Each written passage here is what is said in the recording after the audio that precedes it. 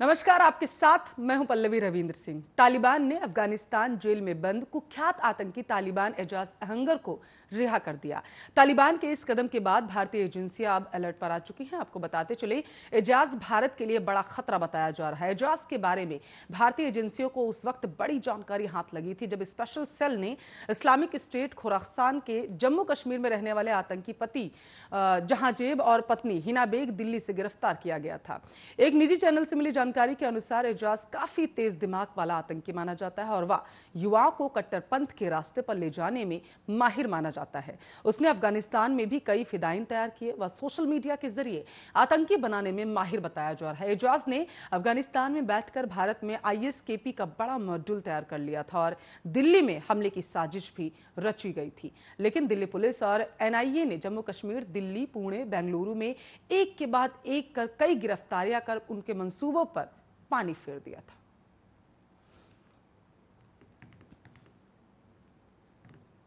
तो अमेजॉन ने चीनी ब्रांड्स पर बड़ी कार्रवाई की है। अमेजॉन ने 600 चीनी ब्रांड्स को अपने प्लेटफॉर्म से बैन कर दिया है। आपको बताते चले, ये चीनी ब्रांड्स जो हैं रिव्यू पॉलिसी का उल्लंघन कर रहे थे। इसको लेकर द वॉल स्ट्रीट जर्नल ने रिपोर्ट किया है। रिपोर्ट में बताया गया है कि अमेजॉन ने बताया कि ये कस्टमर्स को पॉजिटिव रिव्यू देने के लिए गिफ्ट कार्ड्स ऑफर करते थे। एक रिपोर्ट के अनुसार कुछ जो ब्रांड्स हैं वो वीआईपी टेस्टिंग प्रोग्राम्स ऑफर करते थे, जबकि कई ब्रांड्स जो हैं वो प्रोडक्ट की वारंटी बढ़ाना ऑफर करते थे।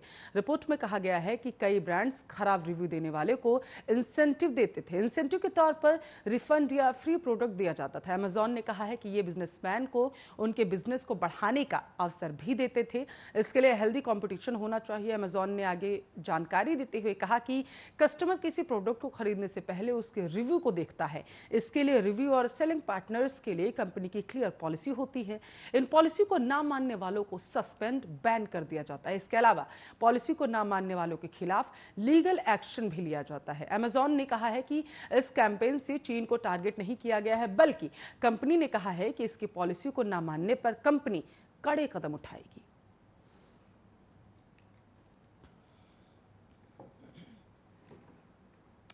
तो बारिश और बाढ़ ने फसलों को पूरी तरीके से बर्बाद कर दिया। उत्तर भारत के कई राज्य मौसम की इस मार से बेहाल हैं। उत्तर प्रदेश सरकार ने भारी बारिश से फसलों को होते नुकसान को देखते हुए किसानों के लिए अलर्ट जारी कर दिया है और इसके साथ साथ तो वहीं दूसरी तरफ यूपी में भारी बारिश से किसानों की चिंताएं अब बढ़ चुकी हैं। खेतों में खड़ी फसल बर्बाद हो चुकी है। इसे देखते हुए कृषि विभाग ने नई गाइडलाइंस जारी कर दी। विभाग ने कहा मक्का, बाजरा, ज्वार, मूंग, उड़द और सब्जियों के खेतों के मेड़ों को बीज से काट दे, जिससे फसलों के बीच से होते हुए पानी खेतों से बाहर जा सके। भारी नुकसान से बचा जा सकता है। इससे बताया जा रहा है कि इस बार के बारिश और आंधी से किसानों की केले की फसल पूरी तरीके से बर्बाद हो गई। हर साल वे 10 से 12 लाख तक का मुनाफा कमा लेते थे। इस बार उनके हाथ कुछ भी नहीं लगा।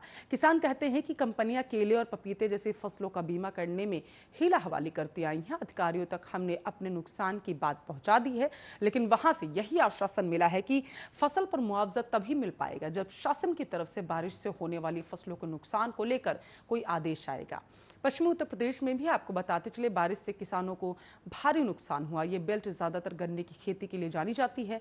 मुजफ्फरनगर के बोखरहेड़ी गांव अनुभव चौधरी बताते हैं कि वे तकरीबन 100 बीघे में गन्ने की खेती करते हैं। बारिश ने उनकी 30 से 40% फसल बर्बाद कर दी। झुके हुए गन्ने को फिर से खड़ा करने में उन्हें अलग से लेबर चार्ज देना पड़ रहा है। वे आगे कहते हैं कि बारिश से मिट्टी गीली हो गई। अगर एक और बारिश हुई तो फसल को बचाना नामुमकिन।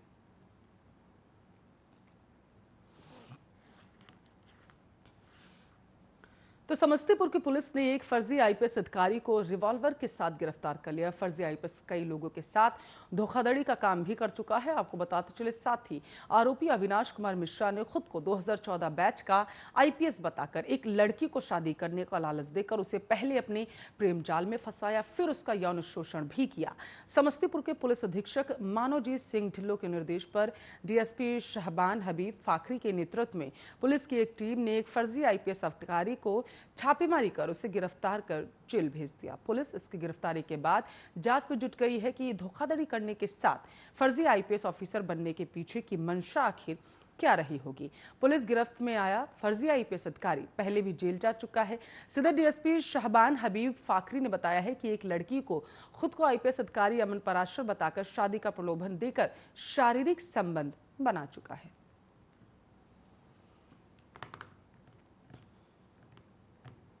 तो कोरोना मामलों में एक बार फिर से कमी देखी गई है। 5 दिनों बाद 30,000 से कम मामले सामने आए हैं। मंगलवार सुबह स्वास्थ्य मंत्रालय की ओर से ताज़ा आंकड़े जारी किए गए और उनके अनुसार पिछले 24 घंटों में 26,115 नए कोरोना केसेस आए हैं। 252 कोरोना संक्रमितों की जान चली गई। 34,469 लोग कोरोना से ठीक भी हुए हैं, यानी कि 8,606 एक्टिव केसेस अब कम हो गए। कोरोना महामारी की शुरुआत से लेकर अब तक कुल 3,35,04,000 लोग संक्रमित हुए। इनमें से 4,45,385 लोगों की मौत हो चुकी है। अच्छी बात हालांकि ये है कि अब तक 3,27,49,000 लोग ठीक भी हुए हैं। देश में कोरोना एक्टिव केसेस की संख्या 4 लाख से कम, कुल 3,09,575 लोग अभी भी कोरोना वायरस से संक्रमित हैं, जिनका इलाज अस्पतालों में चल रहा। देश में कोरोना से मृत्यु दर 1.33%, जबकि रिकवरी रेट 97.72%। एक्टिव केसेस 0.95% हैं। कोरोना एक्टिव केसेस मामले में दुनिया में भारत अब 8वें स्थान पर। कुल संक्रमितों की संख्या के मामले में भारत दूसरे स्थान पर, जबकि अमेरिका ब्राजील के बाद सबसे ज्यादा मौतें भारत में हुई। तो बैतूल में नागपुर अब्दुल्लागंज नेशनल हाईवे पर सोमवार रात लगभग 2:30 बजे के आसपास एक भीषण हादसा हो चुका है, जिसके चलते पुलिसकर्मियों से भरी कार खड़े ट्रक से टकरा गई। हादसे में बैतूल के पाढ़र चौकी प्रभारी की मौके पर ही मौत बताई जा रही है, जबकि एक एएसआई 2 कांस्टेबल गंभीर रूप से घायल हैं। घायलों को नागपुर रेफर कर दिया गया है। पुलिसकर्मी छत्तीसगढ़ की राजधानी रायपुर में चोरी के 2 आरोपियों को गिरफ्तार करके लौट रहे थे। इसी के साथ तभी ये गंभीर हादसा हो गया। दोनों आरोपी पीछे बैठे थे, इसलिए उन्हें चोट नहीं आई है। घटना के बाद ड्राइवर फरार हो गया। हादसे में कार बुरी तरीके से क्षतिग्रस्त हो गई। एसआई विनोद शंकर यादव का शव फंस गया था, उसे गैस कटर मशीन से काट कर निकाला जा सका। सूचना मिलते ही पुलिस के वरिष्ठ अधिकारी मौके पर पहुंचे। शव को बैतूल लाया गया। पुलिस मामले की अब जांच कर रही। घटना की जानकारी मिलते ही पुलिस के वरिष्ठ अधिकारी पहुंच गए थे और आपको बताते चले, इस हादसे के बाद पूरे पुलिस विभाग में शोक की लहर है। बैतूल एसडीपीओ नितेश पटेल रात को ही घटनास्थल पर पहुंच गए थे। उन्होंने बताया है कि मृत सब इंस्पेक्टर का शव छिंदवाड़ा भेज दिया गया है। आसपास के लोगों ने पुलिस को घटना की सूचना दी थी।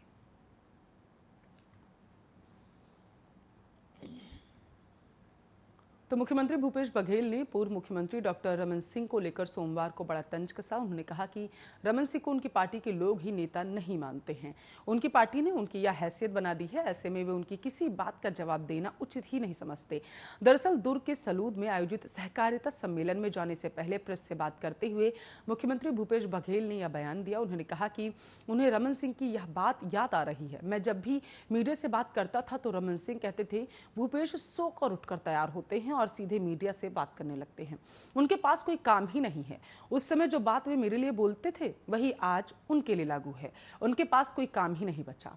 मुख्यमंत्री ने कहा, पुरंदेश्वरी देवी पहले ही कह चुकी हैं कि यह हमारा चेहरा नहीं है। उसके बाद इन्होंने कहा कि मुख्यमंत्री पद के बहुत सारे चेहरे सामने आ सकते हैं, जिसमें एक छोटा सा चेहरा मैं भी हूं। आपको बता चले, पुरंदेश्वरी जी ने उसको भी नकार दिया है, कहना है भूपेश का। और मुख्यमंत्री ने आगे अपनी बात को बढ़ाते हुए कहा कि हमको बहुत दुख होता है कि वे 15 साल तक मुख्यमंत्री रहे। हम आज भी उनको नेता मानते हैं, लेकिन उन्हीं के दल के लोग उन्हें नेता ही नहीं मानते। ऐसे में उनके बारे में कोई बात कहना मैं उचित ही नहीं समझता।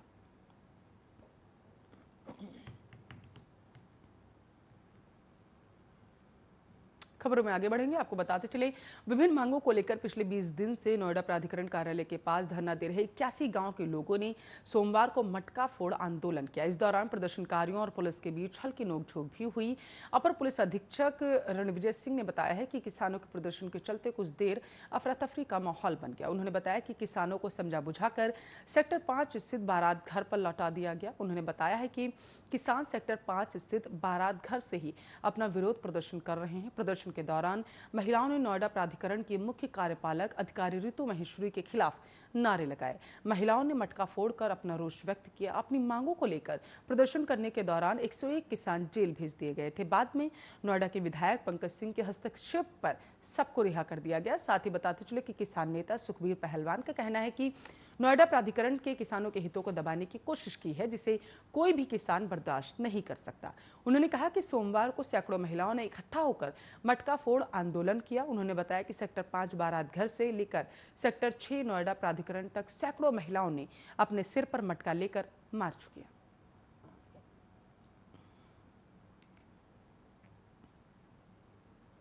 तो जल्द ही देश को पहला इलेक्ट्रिक हाईवे मिल सकता है। सरकार दिल्ली से जयपुर के बीच इलेक्ट्रिक हाईवे बनाने की तैयारियों में अब जुट चुकी है। केंद्रीय सड़क मंत्री नितिन गडकरी ने राजस्थान के दौसा में हाल ही में इसकी घोषणा भी कर दी है। इस हाईवे पर आपको बताते चले सभी इलेक्ट्रिक वाहन ही चलेंगे। इससे पैसा भी बचेगा और प्रदूषण भी बचेगा। केंद्रीय मंत्री की इस घोषणा को देश में इलेक्ट्रिक वाहनों को बढ़ावा देने की राह में बड़ा कदम माना जा रहा। आसान भाषा में आपको समझाए तो ऐसा हाईवे जिस पर इलेक्ट्रिक वाहन चलते हो। आपने ट्रेन के ऊपर एक इलेक्ट्रिक वायर देखा होगा। ट्रेन के इंजन से यह वायर एक आर्म के जरिए कनेक्ट होता है, जिससे पूरी ट्रेन को इलेक्ट्रिसिटी मिलती है। इसी तरह हाईवे पर भी इलेक्ट्रिक वायर लगाए जाएंगे। हाईवे पर चलने वाले वाहनों को इन वायर से इलेक्ट्रिसिटी मिलेगी। इसे ही ई हाईवे यानी कि इलेक्ट्रिक हाईवे कहा जाता है। इस हाईवे पर इलेक्ट्रिक वाहनों को चार्ज करने के लिए थोड़ी थोड़ी दूरी पर चार्जिंग पॉइंट भी होंगे। और इस दौरान नितिन गडकरी ने घोषणा की है कि देश का पहला ई हाईवे दिल्ली और जयपुर के बीच बनाया जाएगा। 200 किलोमीटर लंबे इस हाईवे को दिल्ली मुंबई एक्सप्रेसवे के साथ ही एक नई लेन पर बनाया जाएगा। ये लेन पूरी तरीके से इलेक्ट्रिक होगी और इसमें केवल इलेक्ट्रिक वाहन ही चल सकेंगे। सरकार इसके लिए स्वीडन की कंपनियों से बात कर रही है। पूरी तरह तैयार होने के बाद यह देश का पहला ई हाईवे हो जाएगा।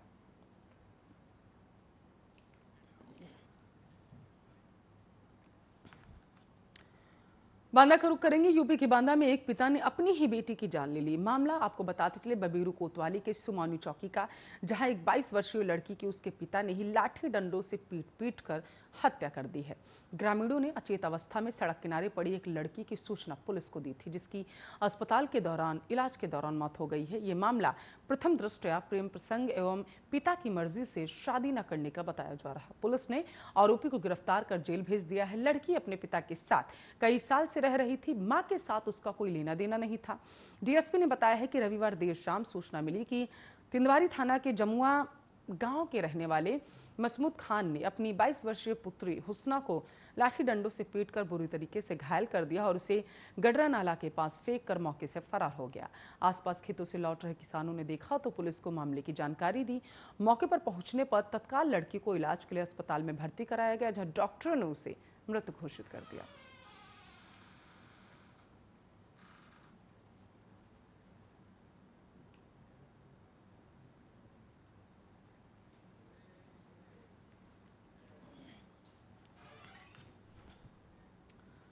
इस वक्त की बड़ी खबर आपको बताएंगे, जिस पर आर्या न्यूज की नजर बनी हुई है। महंत नरेंद्र गिरी की मृत्यु पर जांच जारी है। कल महंत नरेंद्र गिरी का आपको बताते चले पार्थिव शरीर जो है वो पोस्टमार्टम के लिए जाएगा। एसपी नेता सपा नेता इंदु प्रकाश से उनकी पूछताछ भी होगी। पुलिस की मुरादाबाद के एसपी ओपी से भी पूछताछ होगी। इसी क्रम में आनंद गिरी से पूछताछ अभी भी जारी है। आपको बता चले आनंद गिरी को उत्तराखंड से गिरफ्तार किया गया था। पूछताछ कल रात से लगातार आनंद गिरी से हो रही है। 4 लोगों को अभी हिरासत में लिया गया है। गुरु नरेंद्र गिरी की संपत्ति विवाद में हत्या हुई है, ये माना जा रहा है। आपको बताते चले सुसाइड नोट में 3 बड़े नामों का जो जिक्र है वो किया गया है। बड़ी खबर आपके टेलीविजन स्क्रीन पर है इस वक्त की। पोस्टमार्टम, हालांकि आपको बताते चले जो संत समाज था वो पोस्टमार्टम के लिए मना कर रहा था। महंत नरेंद्र गिरी जी के पार्थिव शरीर आज अंतिम दर्शन के लिए रखा गया है।